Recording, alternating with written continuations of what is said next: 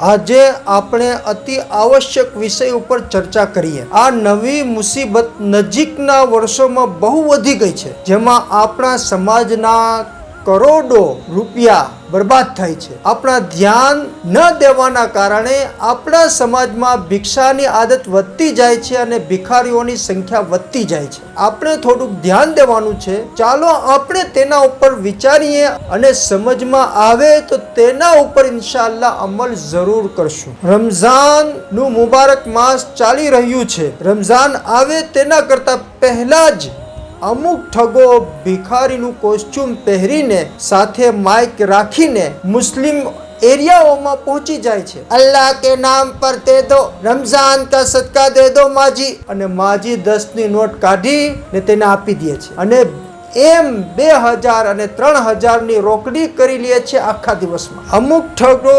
તેમનાથી સ્માર્ટ હોય છે, જેઓ ફેક મદ્રસા, મસ્જિદ, સ્કૂલ કે કોઈ સંસ્થાની ફેક રસીદ બુક બનાવે છે અને નેટ ઉપરથી અમુક અધૂરા બાંધકામના ફોટા ડાઉનલોડ કરે છે। તેના ઉપર ફેક એડ્રેસ ચડાવી ટ્રસ્ટીઓના નામોના સ્થાને પોતાના મળતિયાઓના નામો અને મોબાઈલ નંબર ચડાવી મસ્જિદ દુકાનની મુલાકાત લેવા નીકળી જાય છે। ફજરની નમાઝ હોય કે ઝોહરની, અસર, મગરિબ, ઈશા, દરેક નમાઝમાં દરેક મસ્જિદ બહાર બેસે છે અને દરેક મસ્જિદની મુલાકાત લે છે। અને એમ માત્ર ગુજરાતની વાત કરીએ તો હજારોની સંખ્યામાં આવા જાલી અને નકલી સફીરો ફેક રસીદ બુક લઈને ચંદો કરવા નીકળે છે અને આખા રમજાન માસમાં એક સફીર 1.5-2 લાખની એવરેજથી પૈસા ભેગા કરી પોતાના વતન પરત ફરે છે અને પોતાની જાતિ મિલકતમાં તે વધારો કરે છે। હવે તમારા મગજમાં સવાલ આવશે કે એવા અમુક હોય છે, બધા એવા નથી હોતા। તેનો જવાબ છે કે તમે બહુ ભોળા છો, તમને હજુ લોકોની માનસિકતાનો અંદાજો નથી। જે બહારના હોય છે તેમાંથી આશરે 95% ફેક રસીદ બુક વાળા હોય છે અથવા ટકાવારી ઉપર ચંદો કરનારા હોય છે। આપણા ગુજરાતના પણ અમુક ફેક રસીદ વાળા હોય છે ને અમુકની પાસે ઈદારાઓ તો હોય છે પણ કામ નથી હોતું, છતાં દર રમઝાનમાં લાખોનો ચંદો કરતા રહે છે। તો હવે આવી હાલતમાં આપણે શું કરવું જોઈએ? અલ્લાહ તાલાએ જેમને જરૂરત કરતાં વધારે આપ્યું છે તેઓ તેનો સદુપયોગ કેવી રીતે કરે? પોતાની ઝકાત કેવી રીતે નીકાળે? સદકો કેવી રીતે નીકાળે? ઇમદાદ કેવી રીતે કરે? તો તેનો જવાબ આ છે કે પહેલા તો તમે તમારા ભાઈ બહેનની હાલત જુઓ। જો તેઓ ઝકાત લેવા લાયક છે તો તેમને ઝકાત આપો, તેમને ઝકાત પહોંચાડો। જો સદકો લેવા લાયક છે તો તેમને સદકો પહોંચાડો। જો ઇમદાદ લેવા લાયક છે તો તેમની મદદ કરવી। અને જો અલ્લાહના ફضલો કરમથી તેઓ સારી પરિસ્થિતિમાં છે તો તમારા સગા સંબંધીઓમાં શોધખોળ કરો કે કોઈ જરૂરતમંદ છે કે નહીં। તમારા પડોશીઓમાં શોધખોળ કરો કે તેમાં કોઈ જરૂરિયાતમંદ છે કે નહીં। તમારા એરિયામાં શોધખોળ કરો કે તેમાં કોઈ જરૂરિયાતમંદ છે કે નહીં।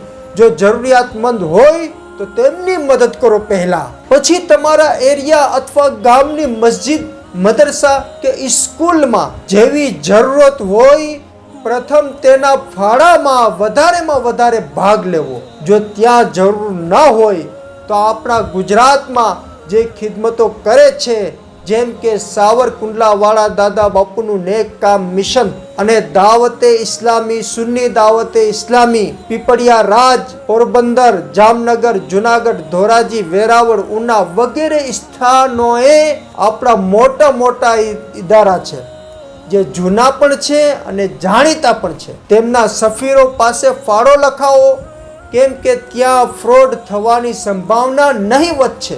આપણે તેમના કામોને જાણીએ છીએ અને મોટી બાબત એ છે કે આપણે ત્યાં જઈને અથવા ડાયરેક્ટ તેમના સંચાલકો સાથે વાત કરી શકીએ છીએ અને હકીકત જાણી શકીએ છીએ। પરંતુ આ નાના મદ્રસાઓ માટે ચંદો કરવા નીકળતા સફીરો અથવા બહારના જે લોકો ચંદો કરવા આવે છે તેમની બરાબર શોધખોળ કરો, તેમની યોગ્ય તપાસ કરો જો સાચું જણાય તો જ તેમને પોતાની મસ્જિદમાં બેસવા દ્યો, નહીંતર તેમને ચંદો કરવાની ચોખ્ખી મનાઈ કરી દ્યો. ઘણી મસ્જિદો વિશે જાણવા મળ્યું છે કે તેઓ બહારના સફીરોને ચંદો કરવા જ નથી દેતા. આ એક સારી જાગૃતતા છે, સારી બાબત છે. અન્ય મસ્જિદના ટ્રસ્ટીઓને પણ આવી પહેલ કરવી જોઈએ.